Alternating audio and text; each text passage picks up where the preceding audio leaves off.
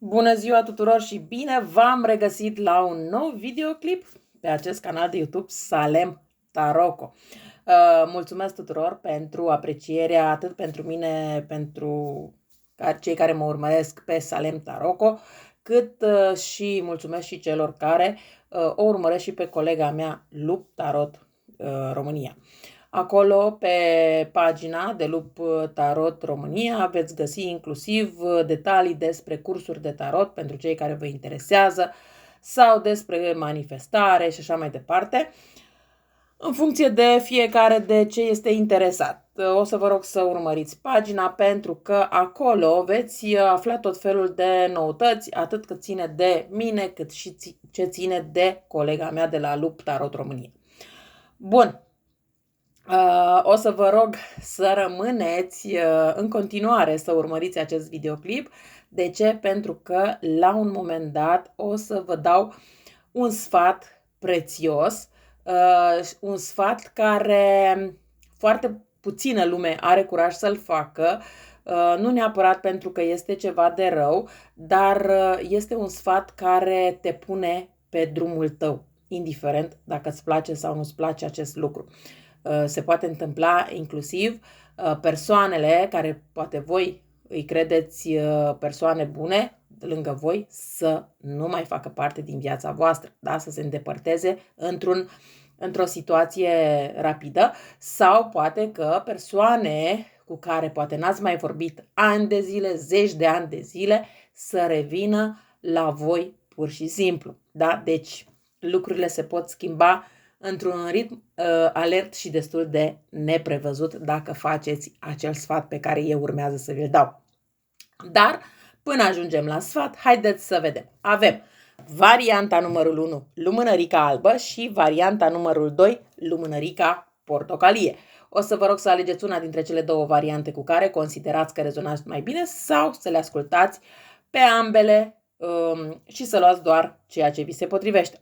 Voi, cei care mă urmăresc de foarte mult timp, știți foarte bine că eu din când în când vin cu tot felul de sfaturi pe care le spun în videoclipuri. De ce? Pentru că acele sfaturi, da, vreau să ajungă la cât mai multe persoane, într-adevăr, dar vreau să fie o prioritate pentru persoanele care mă urmăresc.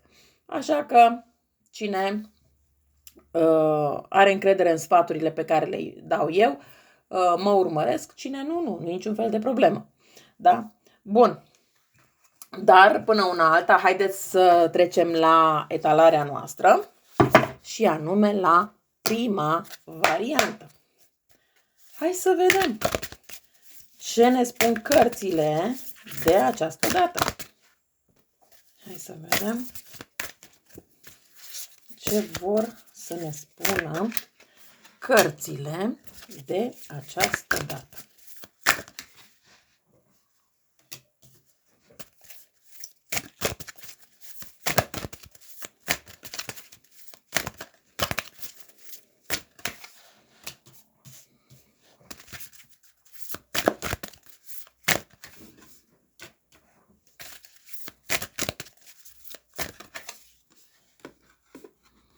Bun, o să pun așa și să vorbim despre această etalare. Aici, în viața voastră, văd că a existat o situație pe care voi ați lăsat-o în urmă. Ideea este că această situație pe care voi ați lăsat-o în urmă, la vremea respectivă v-a creat destul de multă instabilitate. Însă, acum, gândiți că lucrurile nu s-au făcut tocmai corect, că poate situația n-a fost tocmai corectă față de voi sau persoana nu s-a purtat corect față de voi, sau poate că a existat chiar o situație de trio pe care până la urmă ați decis să mergeți mai departe și să lăsați situația respectivă în urmă. Doar că încă ați mai rămas cu oarecare frământări, cu anumite lucruri peste care n-ați reușit să treceți. De ce? Pentru că cred că ați investit nu doar sentimente, cât și parte financiară, iar în momentul în care ați lăsat situația respectivă în urmă, lucrurile nu s-au încheiat tocmai corect.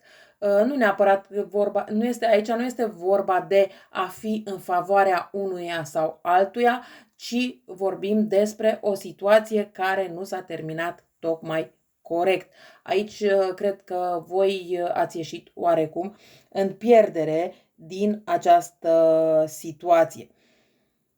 Da, dar cumva, pe de o parte, v-ați și liniștit cu ceva de genul, ok, ce am pierdut, important este liniștea sufletească și, într-adevăr, este un aspect corect acest punct de vedere, pentru că liniștea sufletească contează cel mai mult. Voi în acest moment încercați să vă păstrați o anumită imagine despre ceea ce s-a întâmplat în trecut, dar bineînțeles și despre ceea ce se întâmplă în prezent și poate că deja aveți o anumită imagine sau un anumit vis sau o anumită dorință, cum vreți să decurgă lucrurile în viitor. Ce este bine aici este faptul că voi sunteți persoane independente din punct de vedere financiar și nu depindeți absolut de nimeni. Sunteți o persoană care caută în permanență să iasă în evidență pentru a fi felicitată sau pentru ceea ce poate chiar încercați să dați exemple că ați reușit să ieșiți din anumite situații negative și că acum sunteți bine, da? Cu forțe proprii, la asta mă refer. Poate că sunteți profesori, poate că sunteți terapeuți, poate că, nu știu, ceva de acest gen, dar ideea este că puteți fi persoane, nu neapărat să dați exemple întregii lumi, dar măcar persoanelor din familia voastră, să le povestiți, uite, mie în trecut, în copilărie, în tinerețe, mi s-a întâmplat asta, eram la pământ, dar de fapt, uite că acum sunt bine, duc viața pe care mi-o doresc și așa mai departe. Încercați să fiți un bun exemplu poate pentru copiii voștri, așa cum am spus, pentru nepoții voștri, dar de ce nu, poate și pentru alte persoane. Poate sunteți, ce știu eu, un bun bucătar sau bucătăreasă, da? Și încercați să fiți un exemplu pentru cei care urmează această carieră, da? Poate să fie vorba despre orice altă carieră. Acum, din câte văd, vă concentrați asupra destinului vostru destul de mult, vă concentrați asupra ceea ce vă doriți de la viață pe mai departe și asta este un lucru foarte bun. O parte dintre voi poate vă gândiți să sau poate că aveți niște idei sau planuri pe care doriți să le puneți în aplicare. Poate până acum n-ați avut această ocazie, dar uite că acum se ivește ocazia să vă puneți ideile în aplicare, planurile în aplicare și ăsta este un punct de vedere foarte bun. Aici, în această etalare, nu pot să spun neapărat că vorbim doar despre iubire.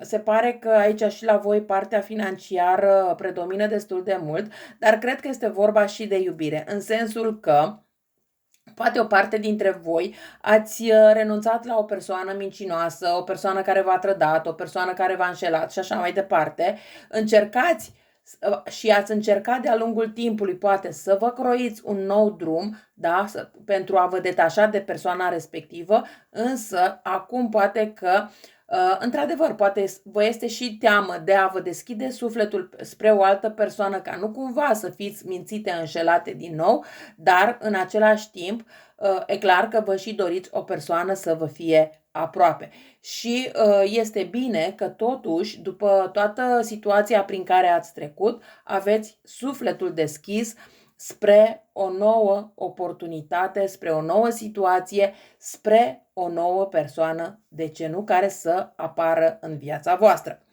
E clar că această nouă persoană va apărea în viața voastră, este o persoană de la distanță, este posibil chiar să cunoașteți deja această persoană, poate că deja v-ați întâlnit de câteva ori cu această persoană, însă parcă cumva vă este frică că distanța vă va pune în permanență obstacole. Într-adevăr, distanța este un obstacol într-o relație, dar depinde de ambii parteneri cum vor ști să depășească acest obstacol. Iar în cazul vostru, cred că lucrurile se vor termina și se vor termina frumos. De ce? Pentru că avem această carte care ne spune foarte clar că veți face progrese și veți avea succes. Într-adevăr, la un moment dat, există posibilitatea să trebuiască să alegeți unde veți locui.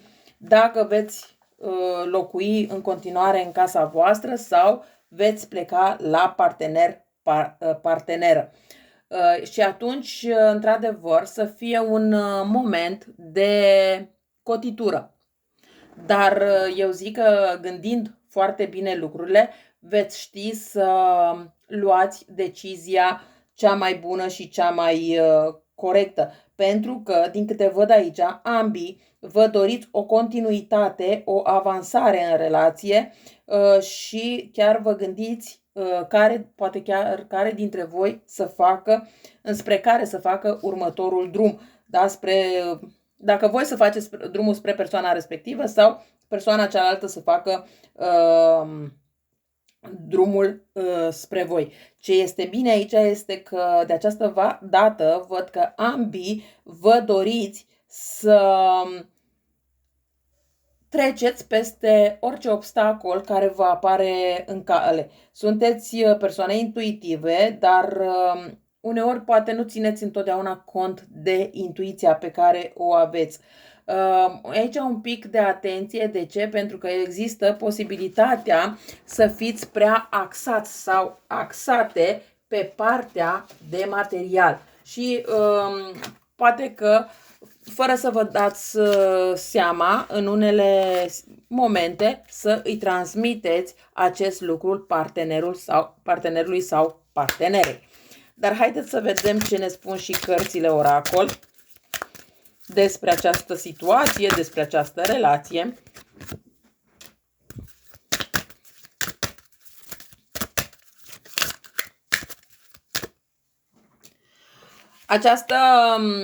Aceste cărți oracol ne spun foarte clar că indiferent de problemele care sunt în familie, indiferent de problemele care pot apărea între voi doi, lucrurile se pot rezolva dacă le discutați. De ce? Pentru că iubirea dintre voi doi este o iubire destul de mare, este o iubire cu foarte multe gesturi romantice și cred că este acea iubire poate la care ați visat de foarte mult timp. Ideea este aici că doar trebuie să un pic să vă lăsați duse sau duși de val. Cam astea au fost informațiile pentru voi, cei de la prima variantă. Aici aș putea să spun că următorul său pas al partenerului care urmează să intre în viața voastră, dacă nu a venit, încă nu a venit, că acest partener va veni spre voi, indiferent dacă ați cunoscut această persoană abia acum sau o cunoașteți de ceva timp, dar dacă cumva sunteți la distanță, să știți că acest partener sau parteneră intenționează să vină spre voi. Deci următorul său pas, dacă asta ați fost curioși, este de a veni înspre voi, de a vă reîntâlni. Aici putem avea inițialele I sau L sau chiar au fost zodiile Rac, Scorpion sau Pești. Bineînțeles, au fost și alte zodii, nu doar zodiile enumerate. Bun, cam astea au fost informațiile pentru prima variantă, dar acum, înainte să trecem la varianta numărul 2, o să vă spun sfatul despre care vorbeam la început. Sper că mai sunteți încă în fața acestui videoclip și încă îl mai ascultați. Vorbim despre piatra, despre cristalul moldavit. Nu știu dacă ați auzit de acest cristal sau nu până în acest moment. Este de culoare verde, dar ideea este că această piatră este piatră, cristal, cum vreți voi să o numiți. Acest cristal, pot să spun, este un cristal foarte puternic care vă curăță de toate energiile negative. Și când mă refer la faptul că vă curăță de toate energiile negative, așa cum am spus și la început, trebuie un pic de atenție. De ce? Pentru că s-ar putea ca persoane în care voi aveți foarte multă încredere, dintr-o dată să dispară din viața voastră, să nu vă mai contacteze sau chiar să vă certați cu persoanele respective. Poate că au fost persoane care până acum au creat o oarecare tensiune, dar acum, odată cu această piatră, se curăță absolut tot și nu veți înțelege, poate, de ce se întâmplă acest lucru. Odată ce puneți mâna pe piatra respectivă, deja o să observați schimbări. Odată cu această piatră nu vorbim despre zile, săptămâni sau luni, ci vorbim despre ore. În momentul în care ați achiziționat această piatră, deja schimbările încep să apară în viața voastră. Deja multe lucruri se schimbă în viața voastră de la o oră la alta, de la o zi la alta, și este ceva probat. Nu spun povești, da?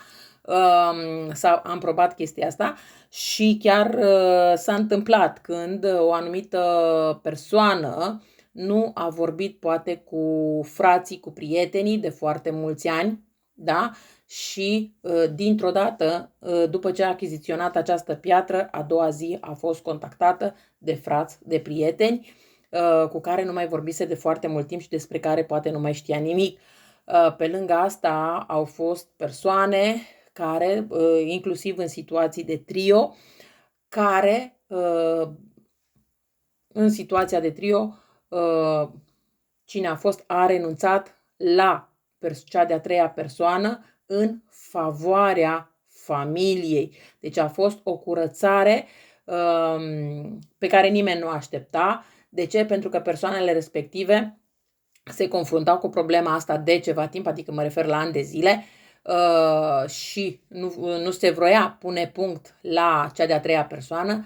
Odată cu această piatră, a doua zi s-a pus punctul definitiv. Adică această piatră atâta te aliniază și te duce pe drumul pe care trebuie să mergi, încât este posibil chiar să te șocheze. Să te șocheze de ce renunți la un loc de muncă dintr-o dată, de ce renunți la anumite persoane dintr-o dată, de ce dispar persoanele din viața ta dintr-o dată. Deci sunt niște lucruri care se întâmplă. Ideea este, indiferent că sunt lucruri pozitive sau mai puțin pozitive, să le primiți și să le acceptați, pentru că înseamnă că piatra își face treaba și vă aliniază pe drumul vostru. Pot să spun că pentru o parte 6 luni de zile durează până când persoana își dă seama de tot ce se întâmplă și merge pe drumul care îi este destinat. La alții, da, poate dura și mai mult, un an de zile, depinde de fiecare persoană cum vrea să creadă în puterile acestui cristal. Da? Deci cristalul se numește moldavit, da? Și îl găsiți la magazinele de cristale. Ideea este să cumpărați această piatră dintr-un magazin autorizat, da? Nu să cumpărați tot felul de plastice de pe cine știe unde, pentru că atunci nu își face efectul, da? Deci un pic de atenție. Chiar dacă dați cred că este peste 100 de lei, da? Ceea ce înseamnă peste 30 de euro, în jur de 30 de euro, da? Această piatră în euro. dar ideea este ceea ce face această piatră, efectele acestei pietre care se văd și efecte din punctul meu de vedere miraculoase. Bun, dar am spus destule despre această piatră. Dacă mai doriți amănunțe, mă puteți contacta în privat și mai discutăm. Bun, hai să vedem mai departe. Hai să vedem mai departe și pentru voi, cei de la varianta cu numărul 2. Și apropo, pentru cei care, în caz că nu găsiți această piatră, este posibil ca de la anul din 2024 să o găsiți chiar la mine. Dar nu știu, vom vedea exact ce vom face și cum vom proceda. Bun. Hai să vedem.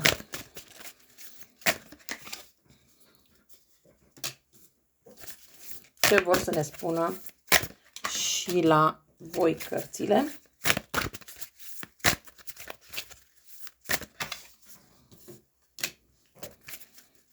Da, și la voi e o situație destul de bună în acest moment și în primul rând pot să spun că vorbim foarte clar despre zodia Săgetător. Poate că cunoașteți persoane din zodia Săgetător sau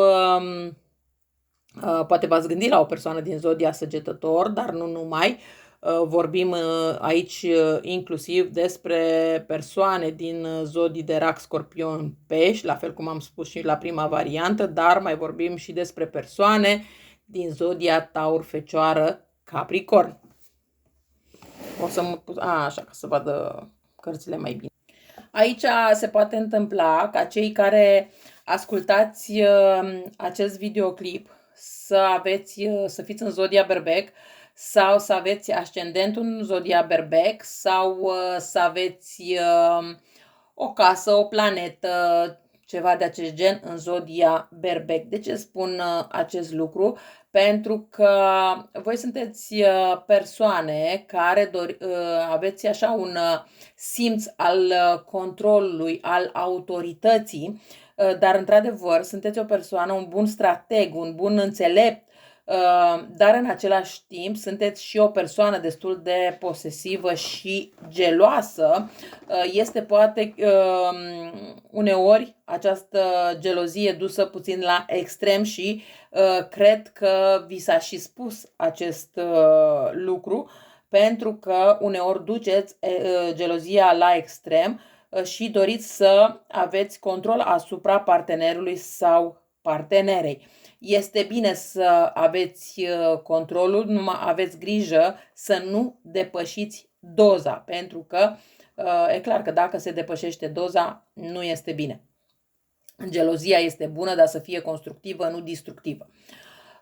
Pe lângă asta, aici văd că voi ați lăsat în urmă o situație destul de repetitivă. Când mă refer la o situație repetitivă, mă refer la faptul că era o situație cu foarte multe despărțiri, împăcări și tot așa, care a ținut poate ani de zile, dar care nu a dus la niciun rezultat pozitiv. Iar relația respectivă, indiferent când s-a terminat, era destinată să se termine, să se finalizeze. Odată ce s-a finalizat această relație, această situație, voi mergeți spre un nou succes și chiar spre o popularitate aparte, pentru că voi sunteți persoane destul de populare, sunteți persoane apreciate de cei din jur și cred că prin această relație ați intrat într-un con de umbră. Iar acest lucru, bineînțeles că nu v-a făcut bine, nu v-a făcut să vă simțiți bine. Din contră, aș putea să vă spun că uneori aveați impresia că sunteți într-o casă de gheață. N-ar fi nimic exclus ca să fiți, chiar odată cu finalizarea acestei relații, să fiți plecată din țară să fiți plecată într-o altă țară sau poate că într-un alt oraș din locul în care a fost această relație. E clar că este o situație că acum sunteți la distanță de ceea ce ați lăsat în urmă. Ați lăsat în urmă, ați închis ușa și ați pornit spre ceva nou. Ăsta este un lucru foarte bun pentru că destinul vostru este cu totul și cu totul altul, iar odată cu ușa pe care ați închis-o, cu ceea ce ați lăsat în urmă, acest destin vă bate la ușă. Acest destin deja este lângă voi și cumva doar voi trebuie să acceptați și să mergeți pe calea destinului. Aici cred că nu întâmplător astăzi v-am dat și acel sfat cu piatra Moldavid, care vă ajută în a fi pe drumul destinului, pentru că se pare că la voi destinul este de partea voastră și vi se pot îndeplini în tot ceea ce vă doriți. Chiar dacă în acest moment aveți destul de multe conflicte, atât interioare, dar cât și conflicte cu alte persoane sau chiar cu persoana de care v-ați despărțit sau poate că încă n-ați reușit să vă despărțiți, dar cred că sunteți pe punctul de a vă despărți de o anumită persoană și bineînțeles că sunt tot felul de conflicte, dar ce este bine este faptul că sunt conflicte pe care voi le puteți depăși. Aceste conflicte nu au apărut întâmplător în viața voastră, pentru că dacă aceste conflicte nu ar fi apărut, voi poate nu v-ați fi simțit în stare să renunțați la această persoană. Sau dacă aceste conflicte n-ar fi apărut și voi poate n-ați vedea anumite, poate acum ați început să descoperiți anumite lucruri despre persoana respectivă, da? Poate dacă aceste conflicte n-ar fi apărut, v-ați mai fi tot întors și ați fi repetat ciclul la nesfârșit cu această persoană. De asta și sfatul pentru voi este să vă schimbați focusul, să nu rămâneți blocată în sentimentele negative pentru această persoană prin alegerea pe care ați făcut-o. Asumați-vă alegerea și mergeți până la capăt, pentru că sunteți pe drumul cel bun. Indiferent dacă acum vi se pare că ați renunțat la ceva măreț, este posibil să aveți impresia că ați pierdut poate anumite avantaje pe care le-ați avut, însă toate acele avantaje voi vi le puteți face din nou pe forțe proprii, în așa fel încât să nu mai depindeți de o altă persoană. N-ar fi nimic exclus aici ca cealaltă persoană să se reîntoarcă la voi și să folosească mijloace destul de înjositoare pentru a vă atrage din nou în această relație care nu pot să spun că este una tocmai drăguță sau n-a fost una tocmai drăguță, dar această ideea este că această relație trebuia să se încheie de foarte mult timp, dar din cauza că persoana a venit și a cerut scuze, voi ați mers în continuare cu această persoană și i-ați mai dat o șansă, 2, 3, 5, dar asta nu înseamnă că persoana și-a învățat lecția. De ce? Pentru că este o persoană destul de imatură, este o persoană visătoare, care încearcă să crească, este o persoană dornică de afirmare, dar fără să vadă și obstacolele care îi apar în cale. De exemplu, da, vrea să devină, nu știu, mare doctor sau mare avocat, dar se apucă de școală, dar nu înțelege că obstacolul este că trebuie să și învețe, da? Și atunci nu prea se mai aliniază la ceea ce își dorește, cu ceea ce trebuie să facă, dar este destul de visător sau visătoare și este genul de persoană care se apucă de foarte multe lucruri, dar în final nu face nimic. Bun, hai să vedem, da, pe ansamblu, care va fi următorul său pas. Păi următorul său pas va fi să se reîntoarcă la voi, să vă caute, să creeze o împăcare, dar cred că aici, de această dată, voi sunteți cele care v-ați dat seama că această relație trebuie să se încheie și ați luat hotărârea finală. Nu prea cred că această situație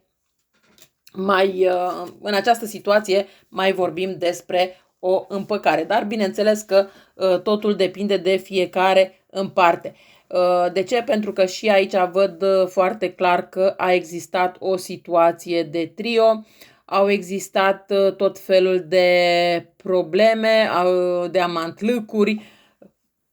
N-ar fi nimic exclus aici ca această persoană să vină la voi, să vă spună: vai, dar știi că sentimentele mele pentru tine sunt sentimente adevărate, dragoste adevărată, ce am simțit pentru tine n-am simțit pentru nimeni și așa mai departe, și să discutați tot felul de astfel de lucruri, dar sunt lucruri pe care persoana le face doar pentru a vă atrage din nou în viața sa și cumva prin vorbele pe care le va folosi va reuși să vă și înduplece de a vă întoarce. Bineînțeles că dacă voi sunteți suficient de hotărâte, nu vă veți mai întoarce la această persoană.